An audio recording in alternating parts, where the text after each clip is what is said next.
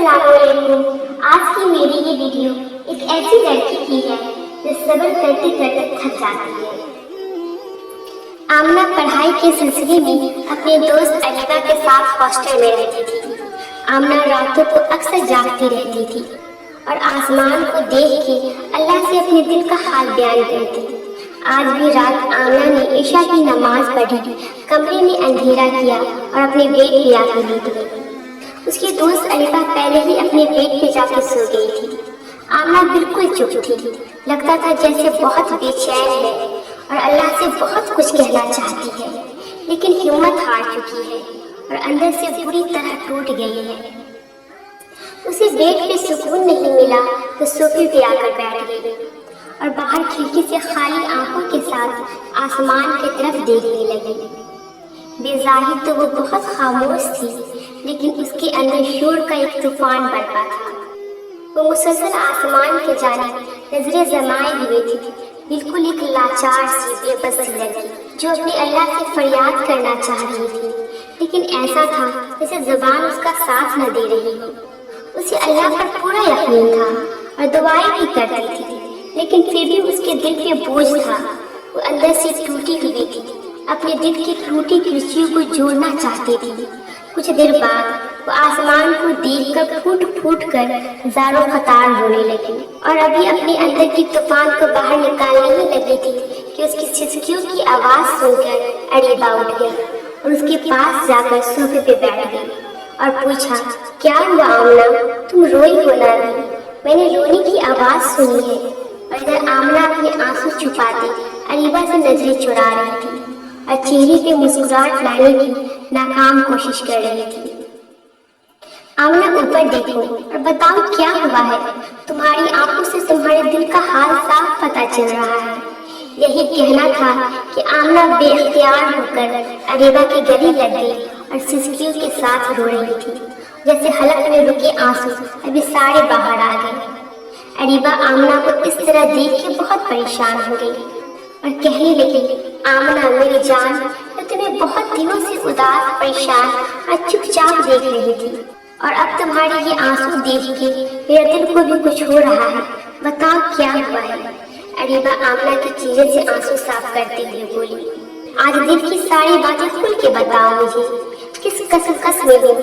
پھر آمنہ روتے ہوئے بولی، اریبہ میں بہت صبر کرتی ہوں، اللہ کے کن پہ بھروسہ ہے مجھے، میں نے ہمیشہ اللہ پہ اپنا یقین پختہ رکھا ہے، اس سے ہر وقت دعا مانگتی ہوں، لیکن اریبہ کبھی کبھی میرے صبر کی حد بھی ختم ہو جاتی ہے۔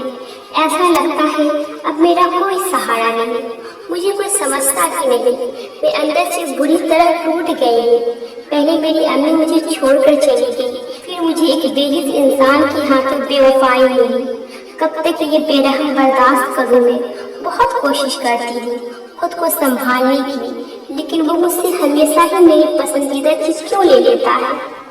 میری کبھی کبھی یہ حالت ہوتی ہے کہ مجھے اپنے جینے کا مقصد بھی شاید نظر نہیں آتا۔ وہ مسلسل سسکیوں کے ساتھ روئی جا رہی تھی اور دل کی ساری باتیں دل میں برپا طوفان باہر نکال رہی تھی۔ اریبہ اسے غور سے سن رہی تھی اور ساتھ اس کے آنسو صاف کر رہی تھی۔ اریبہ اب اور اپنے چاہنے والوں کو کھو دوں گی کیا؟ یہ آزمائش میری کب ختم ہوگی؟ اب میں بہت تھک گئی، اب بہت اکیلا پن محسوس ہوتا ہے مجھے۔ تکلیف ہو تو نماز پڑھتی ہوں، اللہ سے روح کی باتیں کرتی ہوں، تھوڑا سکون آ جاتا ہے، لیکن پھر سے اضطراب کی حالت میں چلی جاتی ہوں۔ اللہ پاک مجھے مکمل سکون عطا کب کریں گے؟ کب میرے آنسوؤں کا کوئی بدلہ ملے گا؟ کب میرے ٹوٹے دل کو تڑپتی روح کو سکون دے گا میرا رب؟ کب میرے دل کی کیفیت بدلے گی؟ کیا اللہ اب مجھ سے پہلے جیسا پیار نہیں کرتا؟ میرے دل کی کیفیت میری طرف دیکھ نہیں رہا۔ بولتے ہوئے بس چپ ہو گئی اور اریبہ کو اس کی معصوم چہرے اور آنسو سے بھیگی پلکوں پہ بہت ترس آیا۔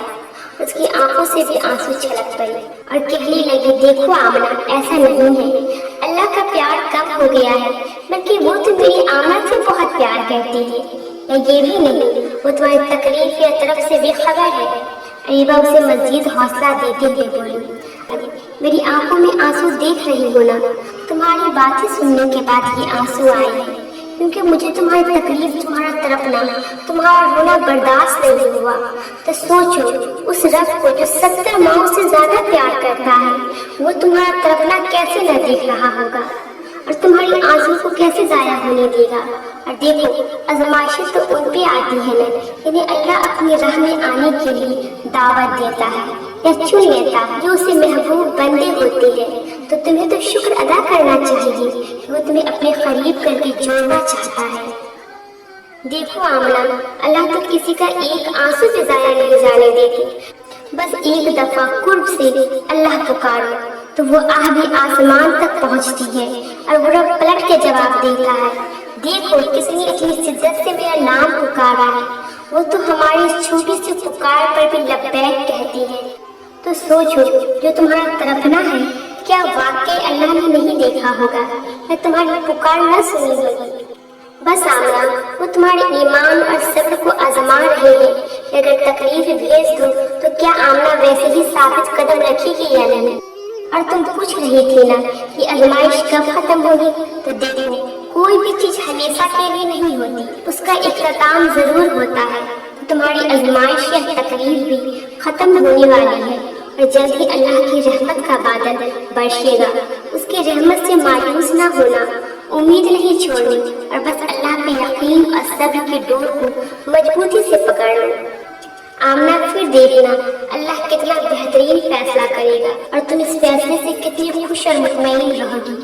رہی بات اس بے حس انسان کی بے وفائی کی، دیکھو میں نے پہلے بھی کہا تھا کہ تمہیں شکر ادا کرنا چاہیے۔ اس کی اصلیت پہلے ہی پتہ چل گئی تھی اور اس سے پہلے کہ وہ تمہیں پوری طرح توڑ دیتا تو اللہ نے مزید ٹوٹنے سے بچا لیا اور تمہیں سمیٹ کر اپنی محبت سے نواز دیا۔ اور امی سے بھی تو روز باتیں کرتی ہو، وہ دور کیسے ہوئی، تمہارے ساتھ ہی تو ہے۔ اب مسکراؤ، تمہاری امی بھی اوپر سے دیکھ رہی ہوں گی میری بیٹی رو رہی ہے، تمہیں اچھا نہیں لگے گا نا؟ وہ بھی کہہ رہی ہوں گی کتنی پاگل ہے میری بیٹی، اللہ پہ بھروسہ بھی رکھتی ہے اور اللہ ساتھ بھی ہے پھر بھی پریشان ہے۔ آمنہ ہلکا سا مسکرائی اور آسمان کو پیار بھری نظر سے دیکھا اور سکون کی لہر جیسے آسمان سے آئی اس میں سما گئی، اس کے چہرے کو مہکا گئی۔ بس نے خوشی سے عریبہ کو گلے لگایا اور ہنستے ہوئے دونوں تہجد کی نماز کے لیے وضو بنانے چلی گئی۔ نماز پڑھ کے آمنہ نے اللہ سے پیار بھری باتیں کی اور شکر ادا کیا اور کہا اللہ پاک، میں یقین اور امید کی رسی کو ٹوٹنے نہیں دوں گی۔ آپ بھی مجھ سے اپنا پیار کم نہ کریے گا اور میرے ساتھ رہیے گا۔ اور عریبہ نے بھی آمنہ کے سکون اور خوش رہنے کی دعا مانگی۔